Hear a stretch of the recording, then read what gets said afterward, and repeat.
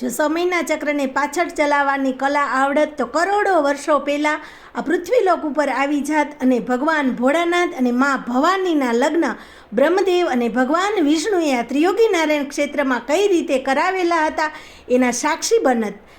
દેવ દેવીઓ કિન્નરો ગંધર્વો ભૂત પ્રેત જે સર્વે ભગવાન ભોળાનાથના લગ્નમાં ખૂબ નાચ્યા હતા એના આપણે સાક્ષી બનત. પરંતુ એ તો આપણને આવડતું નથી. તો આજે આ વિડીયાની અંદર ભગવાન ભોળાનાથ અને મા ભવાનીના જે રીતે લગ્ન થયા હતા એ બતાવવાનો પ્રયાસ કરું છું. ઉત્તરાખંડની આ પવિત્ર ભૂમિ દેવભૂમિ ઉપર હું મીતા રાઠોડ તમારું સ્વાગત કરું છું. જય માતાજીને અને હર હર મહાદેવ. આજે અમે ઉત્તરાખંડની પવિત્ર ભૂમતાપુરમાં આવ્યા છીએ. ભગવાન કેદારનાથના દર્શન કરવાના છીએ. તો એ પહેલાં અમે ભગવાન મહાદેવ અને મા ભવાનીના જે લગ્ન થયા હતા એ ત્રિયોગી નારાયણના દર્શન કરવા જવાના છીએ. તો વિડીયોમાં હવે હું તમને ભગવાન મહાદેવ અને ભવાનીના જે લગ્ન થયા હતા એ ત્રિયોગી નારાયણ મંદિરના દર્શન કરાવીશ. અને મંદિર છે એ વામન ભગવાનનું છે. તો એ મંદિરના તમને વિડીયોમાં આગળ દર્શન કરાવીશ. તો વિડીયોને લાઈક કરજો અને ચેનલને સબસ્ક્રાઈબ કરજો. ડન. ત્રિયોગી નારાયણ જવા માટે સીતાપુર અને સોનપ્રયાગ બંને જગ્યાએથી જીપો મળી જાય છે. એટલે જીપમાં બેસી અને આપણે ત્રિયોગી નારાયણ જવાનું છે. સામે જે દેખાય છે એ સીતાપુર પાર્કિંગ છે. એની આગળ આવેલું છે સોનપ્રયાગ અને સોનપ્રયાગથી ઉપર ચડાણવાળો રસ્તો છે ત્યાંથી આપણે ત્રિયોગી નારાયણ જવાનું છે. તો ત્રિયોગી નારાયણનો રસ્તો છે એ ખૂબ જ ખરાબ છે. આ વખતે વરસાદ ખૂબ થયો હતો એટલે અત્યારે પણ રોડ ઉપર પાણી નીકળી રહ્યું છે અને રસ્તો તો એટલો બધો ખરાબ છે કે જીપની અંદર પણ આપણે ઉલળતા જઈએ છીએ. એટલે આ રસ્તાની મજા પણ અલગ જ છે. તો હવે આ રસ્તાની અંદર આપણે ત્રિયોગી નારાયણ પહોંચવાનું છે.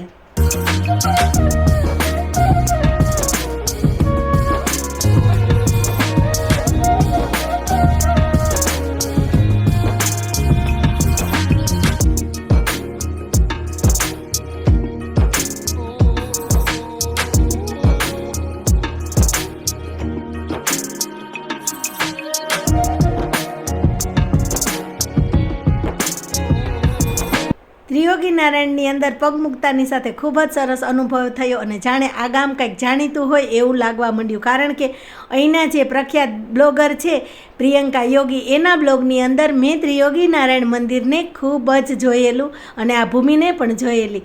તો નીચે જીપની નીચે ઉતરી અને બધા ખૂબ જ આનંદમાં આવી ગયા. કેમ કે આ ભૂમિ જેવી છે, આ ભૂમિનો જે સ્પર્શ છે એ દરેક વ્યક્તિને ખૂબ જ આનંદિત કરી દે એવો આનો સુંદર પ્રભાવ છે.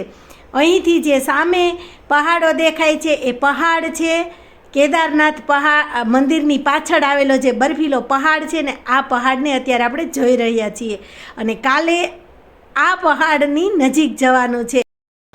તો ભગવાન ત્રિયોગી નારાયણની કૃપાથી આખો સંગ સરસ રીતે ત્રિયોગી નારાયણ અમે પહોંચી ગયા છીએ. અને ત્રિયોગી નારાયણની બજારમાં આપણા ગુજરાતીઓ જો બધાય છે ને ભગવાનની જાન જાય છે અને એના ગીત ગાય છે. અને હું તમને ભગવાન ત્રિયોગી નારાયણના દર્શન કરાવું.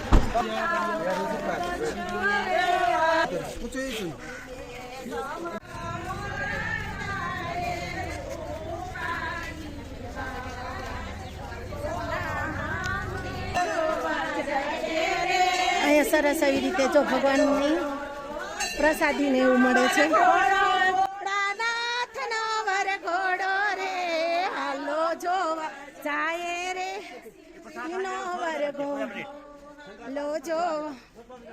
આ ભગવાનની પ્રસાદીની વસ્તુ કહેવાય છે કે કેદારનાથ પહેલાંનું આ મંદિર છે અને 3 યુગથી આ મંદિર આ જગ્યાએ વિદ્યમાન છે.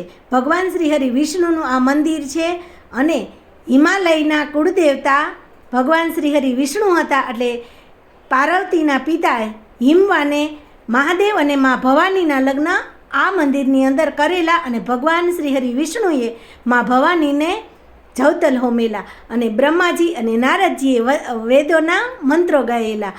એવું પવિત્ર આ સ્થળ છે. અને આ જે જગ્યાએ ભગવાન ભોળાનાથ અને મા ભવાનીના જે ફેરા ફર્યા હતા એ અગ્નિને અત્યારે પણ પ્રજ્વલિત રાખવામાં આવ્યો છે. અને જાન જે કુંડની અંદર સ્નાન કરી હતી એ કુંડ પણ છે અને ભગવાનની ચોરી પણ અત્યારે અહીં વિદ્યમાન છે. તો એના આપણે દર્શન કરીએ. ત્રિયોગી નારાયણના સાનિધ્યમાં ભગવાન ત્રિયોગી નારાયણનું અહીંયા મંદિર છે. અને આ જે મંદિર છે ને એની સામે જ આ ચોરી છે, આ ચોરી છે. અને અહીંયા આપણે છે ને ભગવાનની સાક્ષીએ ફેરા ફરવાના હોય. ભગવાન નારાયણની સાક્ષીએ મહાદેવ અને મા પાર્વતીના અહીંયા લગ્ન થાય ને ત્યારે આપણે જે રીતે માંડવો રોપવામાં આવે ને એમ અહીંયા આ રીતની ચોરી હોય. અને આ ચોરી છે ને, આ ચોરીને પતિ પત્ની ફેરા ફરવાના હોય અને ભગવાનની પૂજા કરવાની હોય. તો જો આ છે ને, આ બધા જે આપણા ગ્રુપના છે ને એ બધા આવી ગયા છે અને આ રીતે બધા છે ને બેસી ગયા છે થાળીની પૂજાને. જ્યારે અમારો વારો આવશે ત્યારે અમે પણ નીચે ચોરી છે એ ચોરીની પૂજા કરશું અને અહીં જે દંપતીમાં આવ્યા હોય એ પતિ પત્નીને આ ચોરીને ફરતા બેસવાનું હોય અને જે બ્રાહ્મણ દેવતાઓ છે એ આપણે પૂજન કરાવે એ પ્રમાણે આપણે પૂજન કરવાનું હોય. અને આપણે ઘરેથી જે કંઈ શિંગારની કે જે વસ્તુ કંઈ લાવ્યા હોઈએ એ વસ્તુ આપણે માતાજીને અર્પણ કરવાની હોય. અને એ જે વસ્તુ હોય એ વસ્તુ આપણે અહીં ચોરી ઉપર મૂકવાની હોય. અને ત્યાર પછી જે પતિ પત્ની છે એકબીજાને હાર પહેરાવે છે અને ભગવાનના આશીર્વાદ લે છે. વિધિની અંદર માંગમાં સિંદૂર ભરે. ચોરી છે ને એને 3 ફેરા ફરવાના હોય અને ત્યાર પછી જે ચોથો ફેરો હોય એ આપણે અગ્નિની સાક્ષીએ ફરવાનો હોય. એટલે એ જે અગ્નિ છે એ મંદિરની અંદર છે અને એ મંદિરની અંદર એ અગ્નિ પ્રજ્વલિત કરેલ છે. એટલે મંદિરની બહાર ચોરીએ 3 ફેરા ફરવાના. ત્યાર પછીનો જે ચોથો ફેરો છે એ અગ્નિની સાક્ષીએ ફરવાનો હોય. અને જ્યારે મહાદેવ અને મા ભવાની લગ્નબંધનથી બંધાણા ત્યારે જે અગ્નિ પ્રજ્વલિત કરેલો હતો એ અગ્નિને અત્યારે અહીંના બ્રાહ્મણોએ એ જ સ્વરૂપે રાખેલો હતો. કહેવાય છે કે સતયુગ, દ્વાપર અને ત્રેતા 3 યુગમાં એ જે અગ્નિ છે એ સતને આધારે જલતો હતો. અને કળિયુગની અંદર આ અગ્નિને જલતો રાખવા માટે આની અંદર કાષ્ટ પધરાવવામાં આવે છે. અને આ જે કાષ્ટ છે એ કાષ્ટ પધરાવવા માટે અહીંના જે બ્રાહ્મણો છે એનો વારો હોય. મહિનાની અંદર 3 વખત એ બ્રાહ્મણોનો વારો આવે છે. અને એ જે કાષ્ટ છે એ ખાસ હોય છે. એ કાષ્ટનું એક અલગ જંગલ છે. એ જંગલમાંથી જ એ કાષ્ટને લઈ આવવાના હોય છે. આવો પ્રભાવ છે આ સુંદર અગ્નિનો. પર્વતરાજ હિમાલયમાં ભવાનીનું જે જગ્યાએ કન્યાદાન કરેલું આ એ સ્થળ છે. અને ત્યારે કન્યાદાનમાં એને ખૂબ હીરા, મોતી અને જવાહરાત માતાજીને આપેલા. એટલે અત્યારના સમયમાં પણ માતાજીના કન્યાદાનમાં ચોખ્ખા દાનમાં આપવામાં આવે છે.